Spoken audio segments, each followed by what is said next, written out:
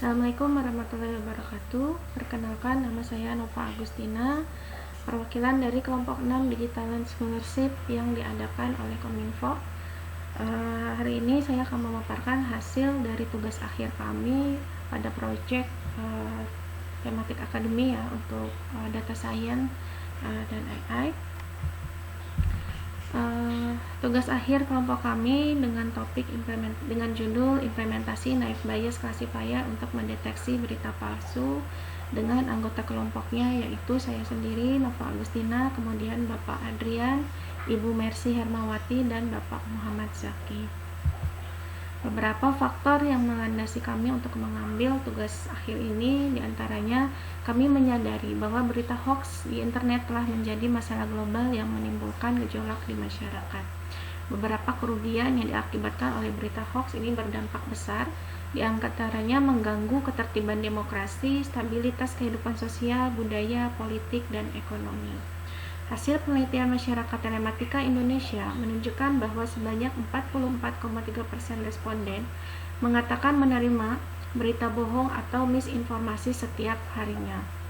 Ini akan berdampak sangat besar nanti untuk stabilitas nasional.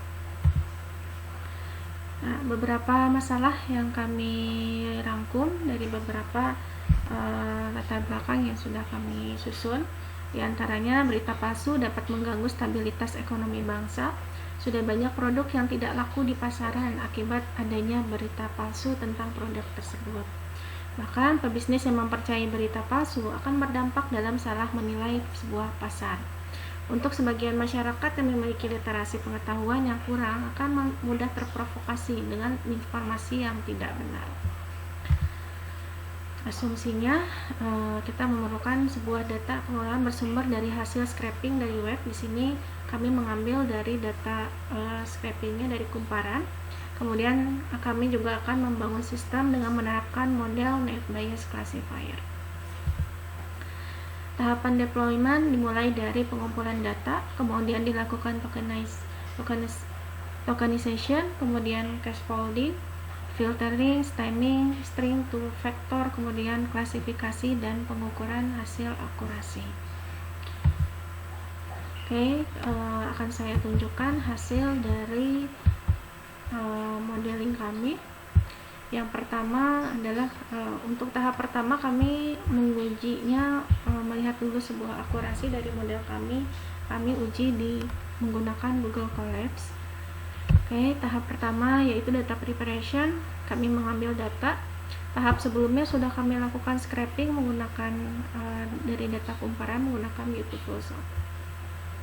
Kemudian setelah itu dataset didapatkan, kita lakukan data preparation.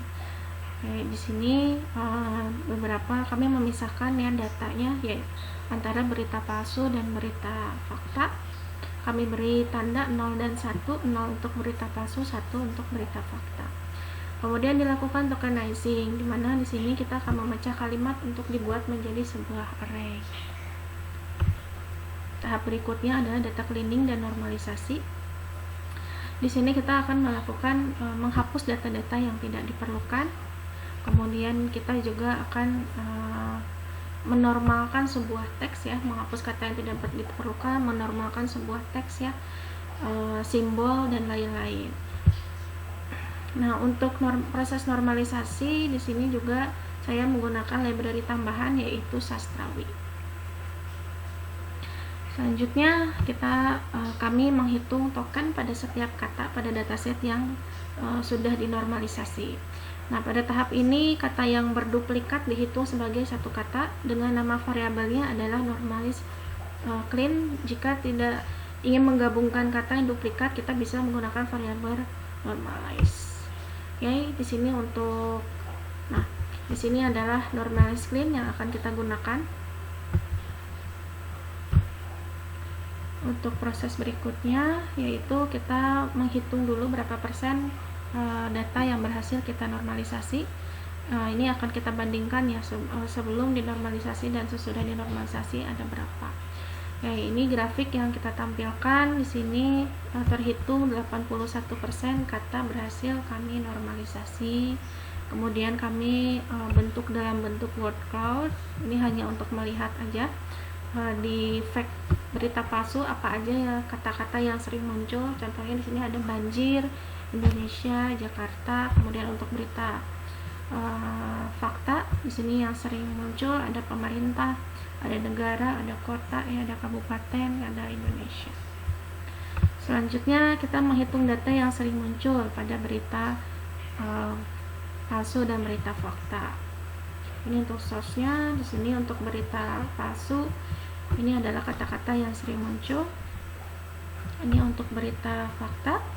Kemudian kita melakukan modeling naive Bayes classifier. Nah, di sini dari dataset yang sudah kita normalisasi, kita lakukan modeling mulai dari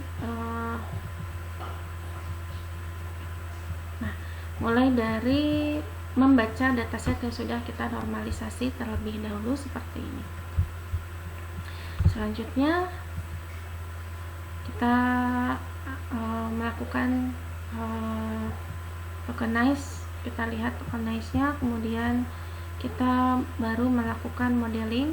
Nah, di sini menggunakan scalar naive Bayes ya. Nah, di sini kita memanggil data yang sudah diproses tadi.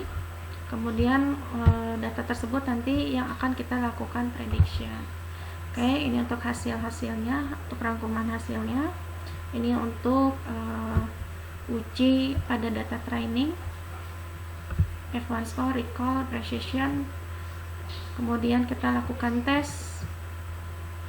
Ini contoh yang saya lakukan untuk menguji data tes. Misalnya ada saya mengcopy dari dataset ya. Ini bukan datasetnya, contohnya bukan pembukaan gereja Katolik, bla bla bla, peristiwa di video itu adalah kegiatan. Nah, di sini seharusnya dia berita fakta. Nah, di sini hasilnya adalah true. Berarti hasil ujinya berhasil. Ini untuk hasil uji tesnya untuk precision, recall, dan F1 score-nya. Nah, selanjutnya untuk dilakukan deployment ke model. Nah, modelnya kita convert dulu ke dalam Pickle. Nah, di sini kita gunakan joblib. Kita convert ke dalam Pickle. Di sana Pickle-nya sudah di-download. Setelah itu sudah di-convert, setelah itu kita download data Pickle-nya.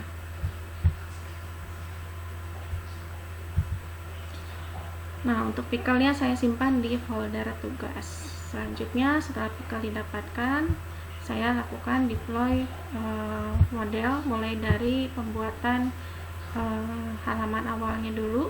Ada di home HTML. Di sini nanti fungsinya untuk menerima inputan dari user, di mana inputan tersebut akan dikalkulasi menggunakan model naive Bayes yang sudah kita convert ke dalam Pickle.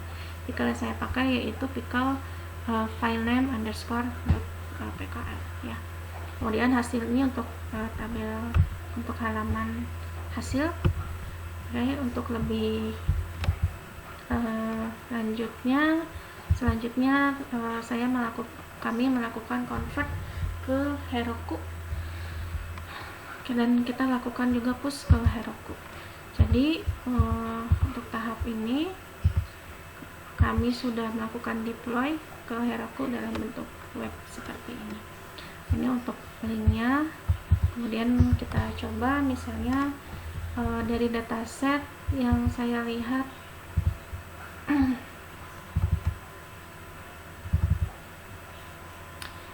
dari data ini terdapat sebuah kalimat yang mengatakan bahwa terjadi inflasi di Lampung. Sekarang kita coba misalnya inflasi Lampung, kita coba prediksi, hasilnya adalah true. Sekarang kita coba untuk fake news, misalnya Nova adalah presiden. Kita coba prediksi, hasilnya adalah fake. Kita kembali ke presentasi. Dari hasil uji deploy yang kami bangun, deploy memang sudah berhasil dibangun ke Heroku.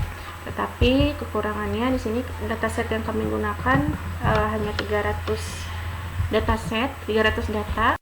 Kami sarankan untuk kedepannya menggunakan dataset yang lebih banyak lagi untuk mendapatkan hasil yang maksimal. Kami ucapkan terima kasih atas perhatiannya. Wassalamualaikum warahmatullahi wabarakatuh.